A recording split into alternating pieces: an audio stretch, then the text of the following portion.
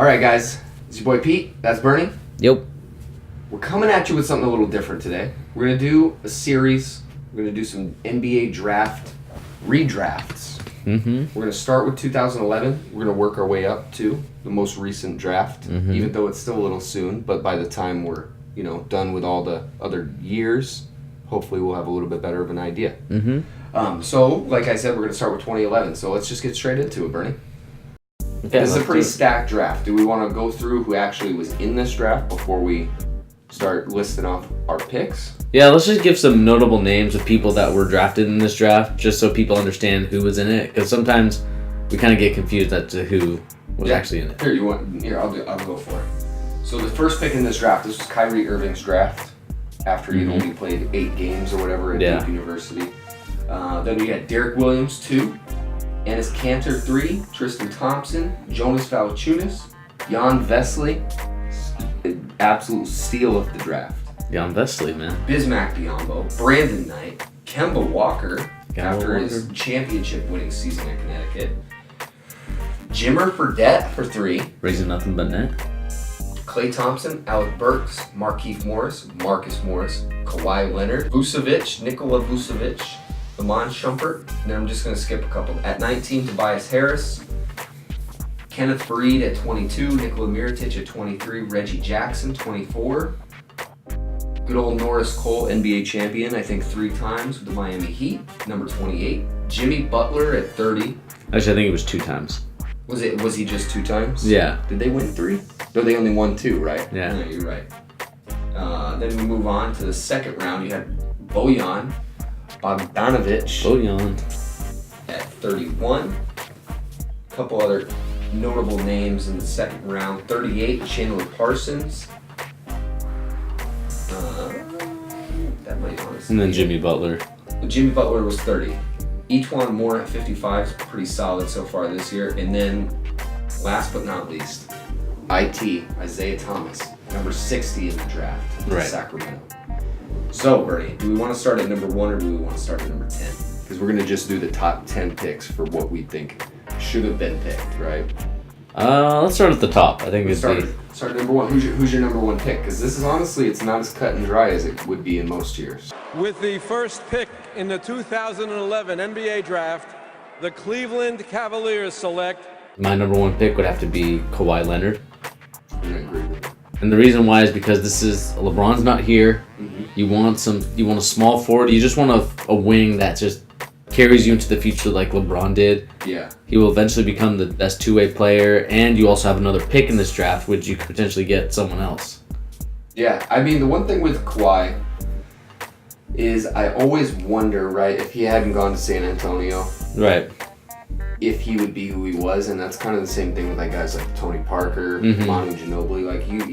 Like the one dude I always feel like would have been great no matter what is Tim Duncan. Right? Yeah, he would have been great no matter where he went. He just happened to go to the San Antonio Spurs. But those guys, I do wonder, and I'm curious whether or not they would have been good, right? Because it's all about work ethic, right? These guys have the work ethic to become great players, but whether they had a great coach like Coach Pop, would that have propelled them, would they have been as good? But I'm going to agree with you. I think Kawhi Leonard's number 1, clearly. Just because, I mean, he's probably at full health the best 2-way player in the league. Just defensively, he's lights out. I mean, the only guy I would say is kind of close is Paul George. But even then, I still am taking Kawhi over Paul George. Yeah, I think Kawhi's offense is a little bit better than Paul George's. Even though I like Paul George, I still think that Kawhi Leonard has the edge over him. Yeah, I would agree. With the second pick in the 2011 NBA draft, the Minnesota Timberwolves select.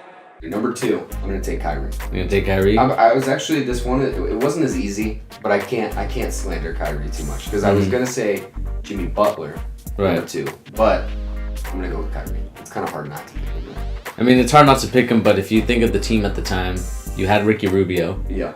So if this time, you probably would go with Jimmy Butler. Because at this time, you would still have Kevin Love. You would have Jimmy Butler, and you'd have Ricky Rubio. Although Ricky Rubio pans out to be kind of just average at best. Yeah. You have a pretty good 2 combo right there with Kevin Love and Jimmy Butler. And, potentially it could elevate Ricky Rubio to where Rajon Rondo was with the big three. Yeah. And maybe the Timberwolves could have been a really challenging team to face in the West. Definitely, yeah. But I'm always a firm believer in, like, I think you take the best player available. And it's hard for me to put Jimmy Butler ahead of Kyrie just based on what Kyrie's able to do on a night-to-night basis. So that's why I'm going to stick with Kyrie. With the third pick in the 2011 NBA Draft, the Utah Jazz select... I'm going to go with Jimmy Butler here. Okay. I just... Same thing. I'm going kind of the best player available, right? And Jimmy Butler would have fit pretty well on that Utah team. Mm-hmm. Not only that, but he is definitely a top 3 player in this draft. I mean, it's somewhat debatable because there are a few really big names left on the board, so to say. But I'm gonna say Jimmy Butler at 3. Jimmy Butler, okay. This one's tough. I'm probably gonna go with Kyrie Irving here. Mm-hmm. I think Kyrie Irving would probably be a perfect fit here. I think you've just, this is 2011, so you probably recently lost Jerome Williams. Yeah. You probably wanted a good point guard, and Kyrie Irving's the best one here on the board right now at this time. And I think Kyrie Irving does so much for you offensively that I think they could have built around him, along with getting a guy like Rudy Gobert in the future. Yeah. Depending on how the seeding works, maybe they play a little bit better and they, this is just a bunch of what ifs. But I think Kyrie Irving would have been a perfect fit for this Utah Jazz team, and I would love to see what that team would have done now. Like, what if they still would have been able to keep him, first of all. Yeah. And what that team, they would have built around him with. The fourth pick in the 2011 NBA Draft, the Cleveland Cavaliers select... I'm going to go with Klay Thompson. Yeah, it has to be Klay Thompson. Because I think not only is he I think he's better, but first of all, I think you put a really good shooting defensive guard alongside Kawhi Leonard, and it's a great fit for that team because instantly your defense is like... I mean, those two dudes on the same team defensively is like, that's locked down. There's no getting past that, and you have shooting from everywhere on the court with the two of them. So, I went Klay Thompson at 4. Yeah, I think Klay Thompson makes the perfect sense here. You get your 2 super future stars.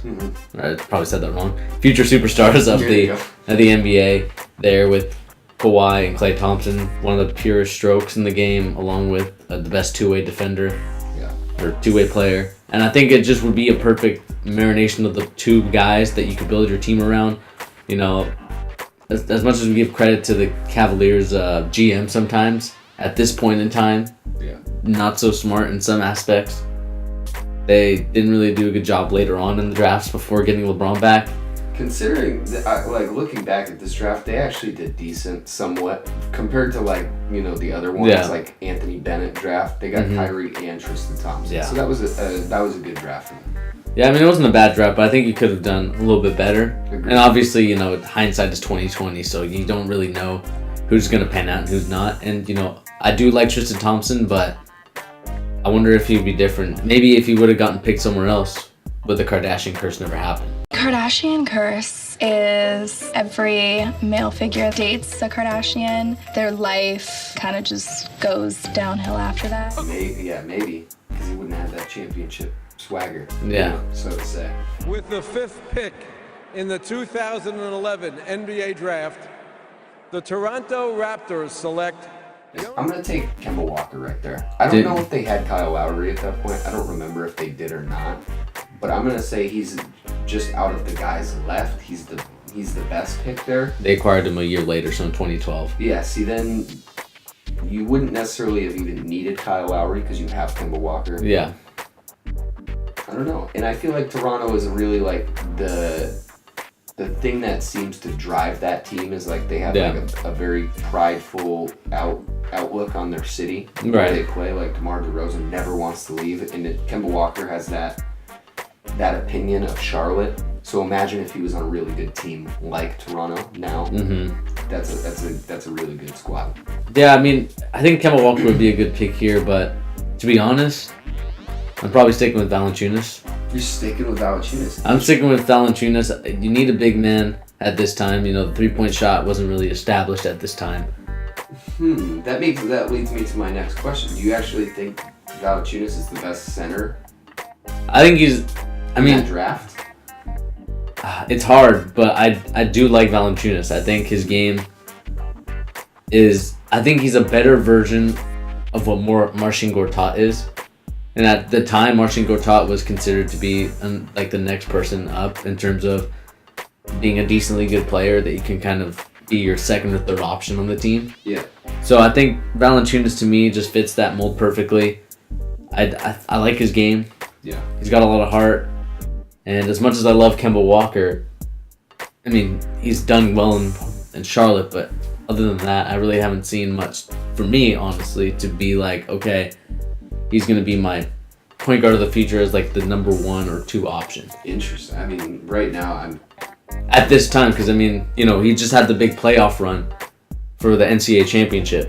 And yeah, but I mean, in general, they're like, it's a redraft though, right? Like, yeah. Nobody knew Kawhi Leonard was going to be the best, one of the top 5 players in the league then. But now we're looking at it in hindsight, right? Kemba Walker is clearly better than Jonas Valanciunas. Yeah. In basically every way.